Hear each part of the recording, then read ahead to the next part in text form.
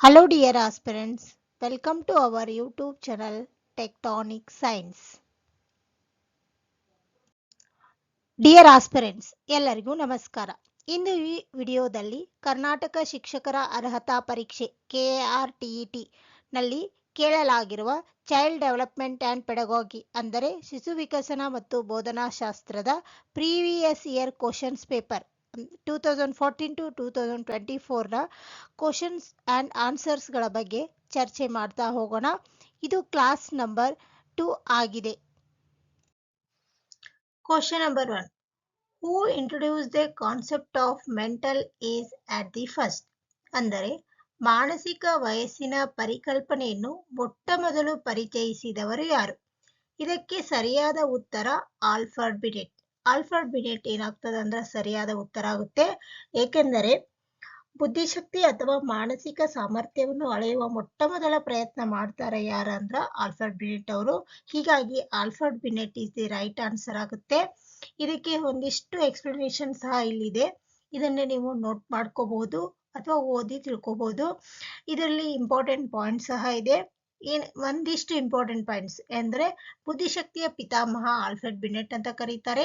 ಹೀಗೆ ಒಂದಿಷ್ಟು ಪಾಯಿಂಟ್ಸ್ ಗಳನ್ನ ನಾನು ನಿಮಗೆ ಕೊಟ್ಟಿದ್ದೀನಿ. ಇವನ್ನು ನೀವು ನೋಟ್ ಮಾಡ್ಕೊಂತ ಬಂದ್ರೆ ನಿಮ್ ಫೈನಲ್ ರಿವಿಷನ್ಗೆ ಇವು ಏನಾಗುತ್ತೆ ಅಂದ್ರೆ ತುಂಬಾನೇ ಹೆಲ್ಪ್ಫುಲ್ ಆಗುತ್ತೆ. ಪ್ರಶ್ನೆ number 2. The super ego is governed by the principle of ಅಂದರೆ ಅತ್ಯಹಂ ಈ ತತ್ವದಿಂದ ಪ್ರಭಾವಿಸಲ್ಪಟ್ಟಿದೆ. ಇದಕ್ಕೆ ಸರಿಯಾದ ಉತ್ತರ ನೈತಿಕತೆ. ನೈತಿಕತೆ ಈಸ್ ದಿ ರೈಟ್ ಆನ್ಸರ್. ಏಕೆಂದ್ರೆ ಮನೋವಿಜ್ಞಾನ ಪಂಥದ ಪ್ರಕಾರ ಸಿಗ್ಮಂಡ್ ಫ್ರೈಡ್ ವ್ಯಕ್ತಿತ್ವವನ್ನು 3 ಭಾಗಗಳಾಗಿ ಏನ್ ಮಾಡ್ತಾರ ಅಂದ್ರ ವಿಂಗಡಿಸ್ತಾರ. ಒಂದು ಐಡಿ, ಈಗೋ, ಸೂಪರ್ ಈಗೋ. ಅಂದ್ರೆ ಸೂಪರ್ ಈಗೋ ಅಂದ್ರೆ ವ್ಯಕ್ತಿಯ ನೈತಿಕ ಹಾಗೂ ಸಾಮಾಜಿಕ ಮೌಲ್ಯಗಳನ್ನು ಇದು ಏನ್ ಮಾಡ್ತದಂದ್ರ ಪ್ರತಿನಿಧಿಸ್ತದೆ. ಸೊ ನೈತಿಕತೆ ಅಥವಾ morality is the right answer ಆಗುತ್ತೆ. ನೆಕ್ಸ್ಟ್ ಪ್ರಶ್ನೆ number 3.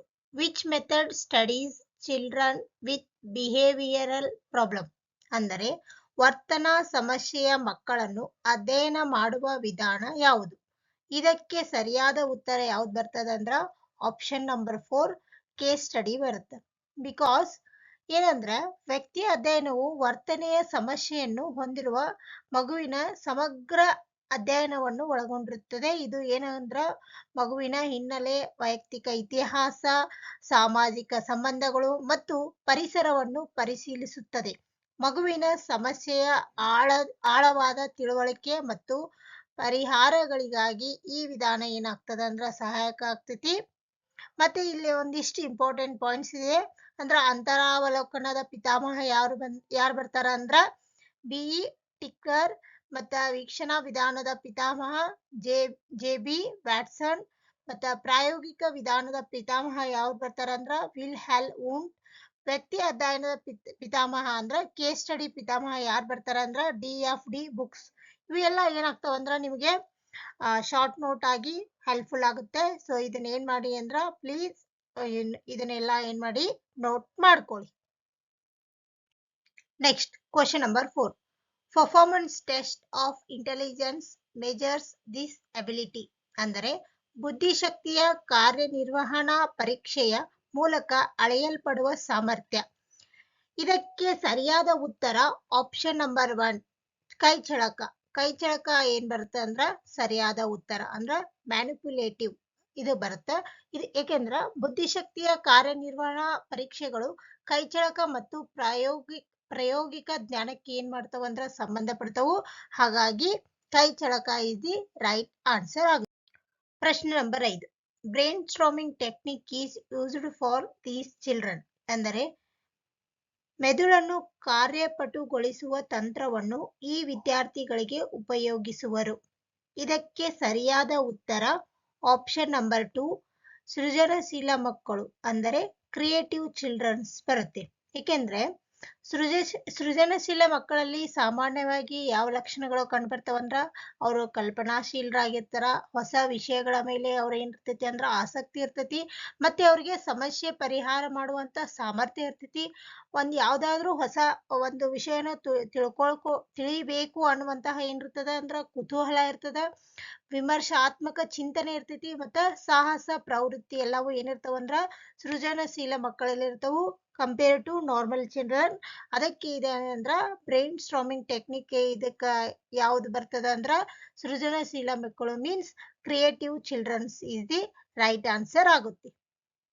Next question number 6, thematic apperception test measures ಅಂದರೆ ವಿಷಯ ಪ್ರಚೋದಕ ಪರೀಕ್ಷೆಯನ್ನ ಅಳೆಯುವುದು ಯಾವುದು ಅಂದ್ರೆ ಇದಕ್ಕೆ ಸರಿಯಾದ ಉತ್ತರ 4. ಯಾವುದು? ವ್ಯಕ್ತಿತ್ವ ಅಂದ್ರ ಪರ್ಸನಾಲಿಟಿ ಬರುತ್ತೆ. Personality is the right answer. ಇದರಲ್ಲಿ ವ್ಯಕ್ತಿತ್ವ ಪರೀಕ್ಷೆಯಲ್ಲಿ ಏನಿರ್ತಾವ ಅಂದ್ರ 3 ವಿಧಗಳಿರ್ತಾವು. ಒಂದು ವ್ಯಕ್ತಿನಿಷ್ಠ, ಇನ್ನೊಂದು ವಸ್ತುನಿಷ್ಠ ಮತ್ತು ಪ್ರೇಕ್ಷೇಪಣಾ ತಂತ್ರಗಳು ಇರ್ತಾವು. ಸೊ ಅದಕ್ಕಾಗಿ ವ್ಯಕ್ತಿತ್ವ ಅಂದ್ರ personality is the right answer ಬರುತ್ತೆ. ನೆಕ್ಸ್ಟ್ ಪ್ರಶ್ನೆ number 7, in which of the following example operant conditioning is involved ಅಂದರೆ ಈ ಕೆಳಗಿನ ಯಾವ ಉದಾಹರಣೆಯು ಕ್ರಿಯಾ ಪ್ರಸ್ತುತ ಅನುಬಂಧನ ಕಲಿಕೆಯನ್ನು ಒಳಗೊಂಡಿದೆ? ಇದಕ್ಕೆ ಸರಿಯಾದ ಉತ್ತರ 3. ಯಾವುದಂದ್ರೆ ಕೇಳದೆಯೇ ಪ್ರತಿಕ್ರಿಯಿಸುವುದು ಅಂದ್ರ responding without being asked is the right answer ಆಗುತ್ತೆ. ಕ್ರಿಯಾಜನ್ಯ ಅನುಬಂಧ ಕಲಿಕೆಯನ್ನು ಪ್ರತಿಪಾದಿಸುವುದವರು ಯಾರಂದ್ರ ಸ್ಕಿನ್ನರ್. ಈ ಕಲಿಕೆಯು ಪುನರ್ಬಲನಕ್ಕೆ ಏನಾಗ್ತದ ಅಂದ್ರ ಹೆಚ್ಚು ಮಹತ್ವ ನೀಡ್ತದೆ. ಸೊ ಇದಕ್ಕೆ ಸರಿಯಾದ ಉತ್ತರ ಯಾವ್ದು ಬರ್ತೈತಿ ಅಂದ್ರ 3, responding without being asked is the right answer ಆಗುತ್ತೆ. ನೆಕ್ಸ್ಟ್ ಪ್ರಶ್ನೆ number 8, which of the following pair is considered as 2 face of the same coin ಅಂದರೆ ಈ ಕೆಳಗಿನ ಯಾವ ಒಂದು ಜೊತೆಯ ಅಂಶಗಳನ್ನು ಒಂದೇ ನಾಣ್ಯದ 2 ಮುಖಗಳು ಎಂದು ಪರಿಗಣಿಸಲಾಗಿದೆ? ಇದಕ್ಕೆ ಸರಿಯಾದ ಉತ್ತರ ಯಾವ್ದು ಬರ್ತೈತಿ ಅಂದ್ರ option number 1, interest and attention ಇದು ಇಸ್ ದಿ ರೈಟ್ ಆನ್ಸರ್ ಆಗುತ್ತೆ. ಆಸಕ್ತಿ ಮತ್ತು ಅವಧಾನ. ಯಾಕಂದ್ರೆ ಫಾರ್ ಎಕ್ಸಾಂಪಲ್ ಹೀಗೆ ತಗೊಳ್ಳಿ, ನೀವೊಂದು TET ಎಕ್ಸಾಮ್ನ ಬರಿಬೇಕಂತ ಮಾಡಿದೀರಾ. ಸೊ ಅದಕ್ಕೆ ನಿಮ್ಗೆ ಏನ್ ಬೇಕು ಅಂದ್ರ ಫಸ್ಟ್ ಆಸಕ್ತಿ ಬೇಕು.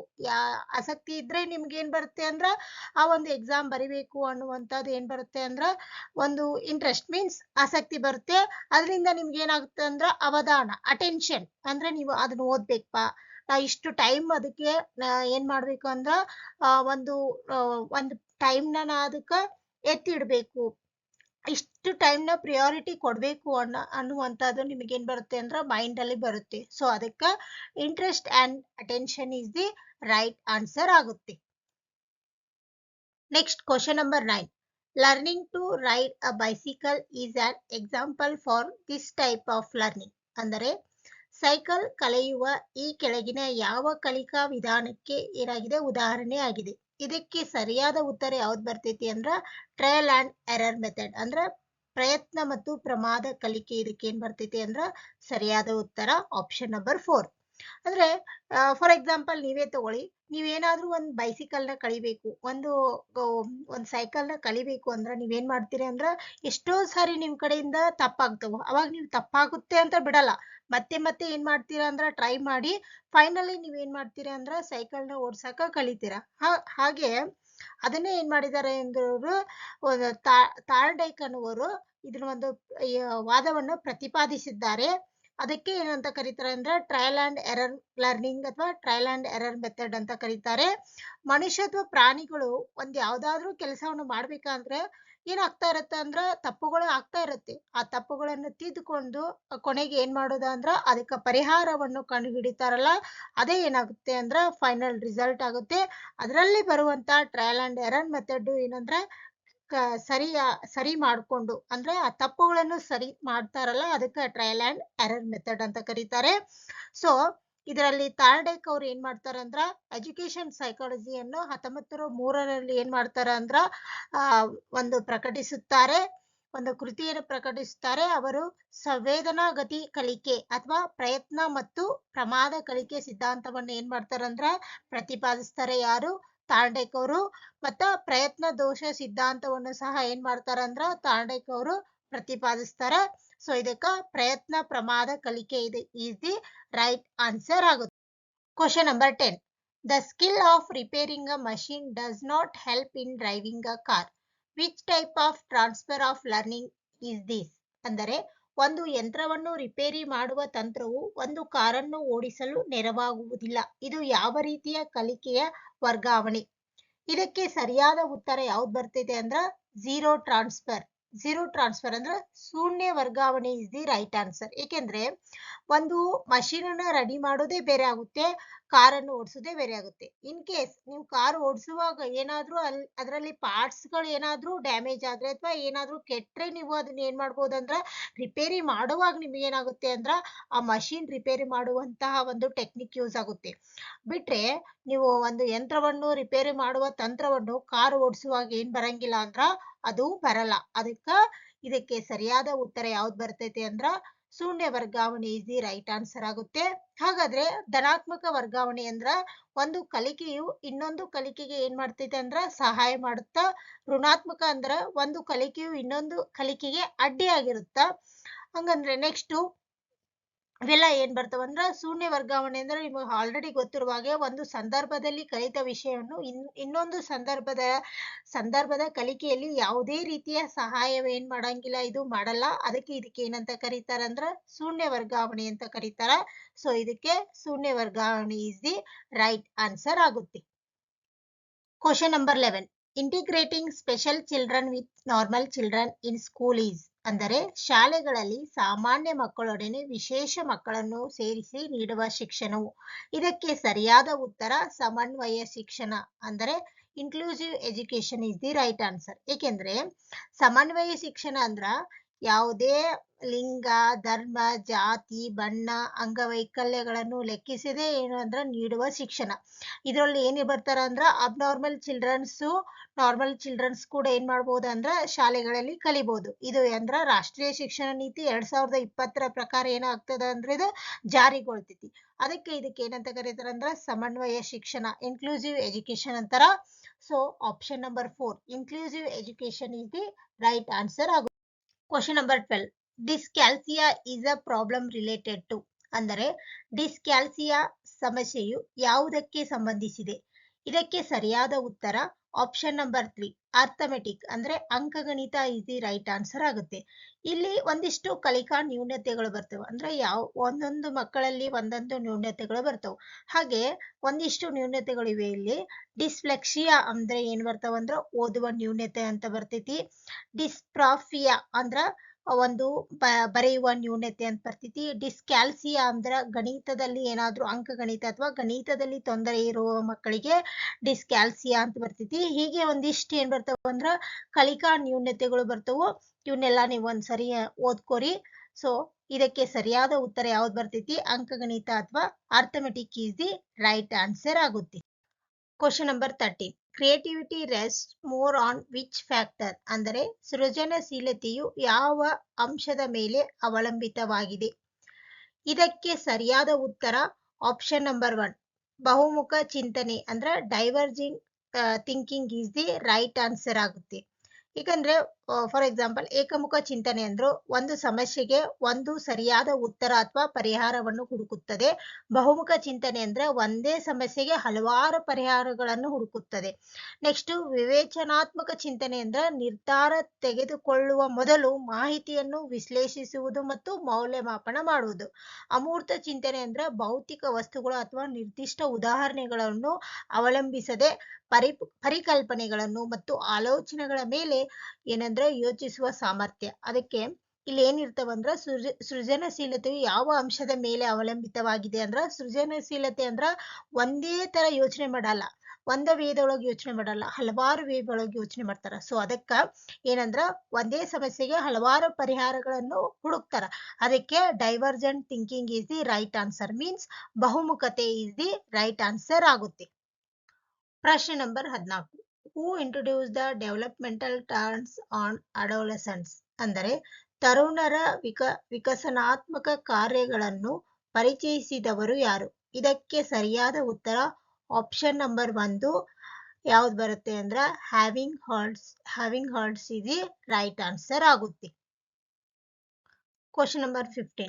Which of the following is called investigation ice? ಅಂದರೆ ಈ ಕೆಳಗಿನ ಯಾವುದನ್ನು ಕ್ರಿಯಾ ಸಂಶೋಧಕನ ಕಣ್ಣು ಎಂದು ಕರೆಯುತ್ತಾರೆ? ಇದಕ್ಕೆ ಸರಿಯಾದ ಉತ್ತರ ಆಪ್ಷನ್ ನಂಬರ್ 4 ಯಾವ್ದು ಬರುತ್ತೆ ಅಂದ್ರೆ ಕ್ರಿಯಾ ಪ್ರಾಕಲ್ಪನೆ ಅಂದ್ರೆ action hypothesis is the right answer ಆಗುತ್ತೆ.